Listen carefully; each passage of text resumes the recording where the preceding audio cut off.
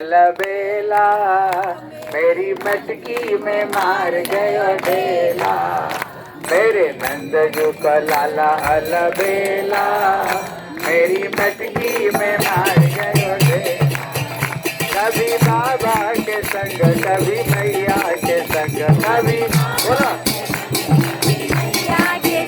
कभी बाबा के संग कभी मैया के संग,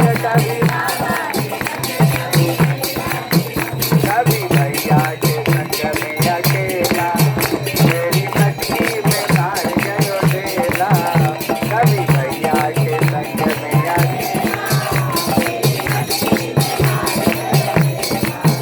मेरे नंद जो लाला अलबेला मेरी मटकी में मार गयो ढेला। मेरे नंद जो लाला अलबेला मेरी मटकी में मार गयो। कभी ललिता के संग कभी विशाखा के संग, कभी ललिता के संग कभी विशाखा के संग, कभी राधा जी के संग में अकेला मेरी मटकी में मार गयो ढेला। कभी राधा जी के संग में अकेला मेरी मटकी में मार गयो ढेला। मेरे नंद जो लाला अलबेला मेरी मटकी में मार गयो ढेला। मेरे नंद जो लाला अलबेला मेरी मटकी में मार गयो। मेरे नंद के लाला की आनंद आया कि नहीं? कितना आया? बहुत आया। हाँ देखो ये जो वन है, ये वन का नाम है, हम तो पहले श्रवण किया, स्थान का नाम बरसाना है। देखो उधर पर्वत को देखो, जो स्वयं ब्रह्मा जी 60,000 साल तपस्या की केवल बरसाना में, केवल ये पर्वत का रूप धारण करने के लिए। एक दिन नारद जी ब्रह्मा जी से पूछे, बोले पिताजी आपने ये 60,000 साल तपस्या क्यों की? बोले ब्रज गोपियों की चरण की धूल को पाने के लिए। बोले ये गोपियां कौन होती है?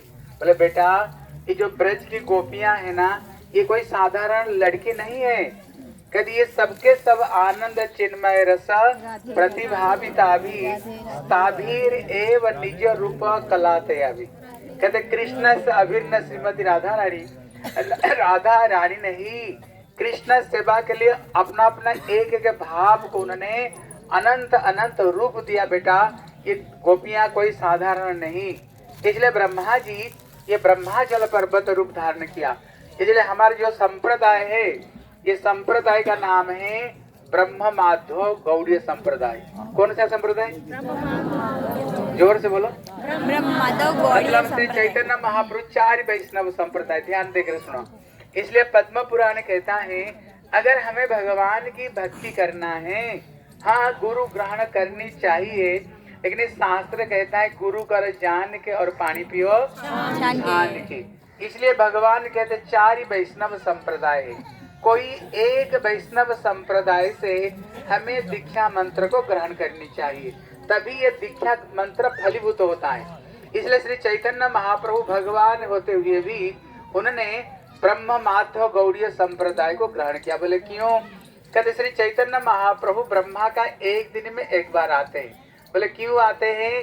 बोले वो ब्रज भक्ति राधा रानी की दासी कैसे बना जाए, इसलिए इसी गोपी प्रेम को ही जगत में देने के लिए महाप्रभु आए।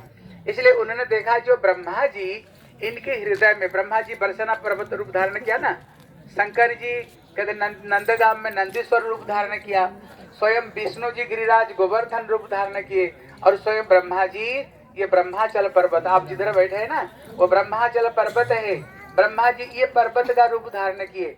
इनके हृदय में भी राधा रानी की सेवा को प्राप्ति करने की इच्छा है, इसलिए चैतन्य महाप्रभु ने उन्होंने इसी संप्रदाय को उन्होंने ग्रहण किया है। इसलिए और एक अर्थ में देखो, उधर देखो जैसे राधा रानी गोरी है, देखो पर्वत का रंग कैसे है? अरे बोलो पर्वत का रंग कैसे है? गोरा। कृष्ण कैसे है? काले। इधर पर्वत का रंग कैसे है? काले। मानो राधा और कृष्ण ये दोनों यहाँ पर दो पर्वत धारण किया है, और जो बीच में जब आप जाएंगे आप देखोगे इसका नाम है साकिरी खोर। हाँ, साकिरी मतलब होते पतली, खोर मतलब होता है मार्ग। अब जब जाओगे देखोगे एक व्यक्ति को छोड़कर दो व्यक्ति रास्ते में जा नहीं सकते। कारण क्या?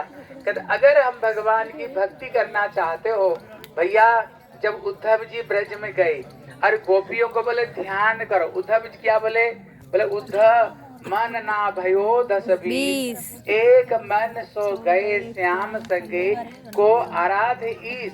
तुम कहते हो ध्यान करने के लिए, ध्यान तो मन से होता है, लेकिन मन तो एक है ना। ध्यान देकर सुनो, मन 10-20 नहीं है, मन केवल एक है। और ये मन को हम एक व्यक्ति को दे सकते हैं। कल हमारे श्री सुंदर गोपाल प्रभु बोल रहे थे ना, कहाँ पर? जहाँ पर चीर हरण स्थान पर। भैया हम सारा देवादेवी को पूजा नहीं कर सकते हैं। आज इसको पूजा किए, कल इसको पूजा की, कल इसको पूजा कर दी। नहीं, भक्ति ऐसे नहीं होता है। भक्ति होनी चाहिए एक मन से। मई अनन्य भावे न भक्ति कुर्बंत जे दृढ़। भगवान की भक्ति एक निष्ठ भक्ति होनी चाहिए। बहुनिष्ठ होने से प्रभु की भक्ति हो ही नहीं सकते हो।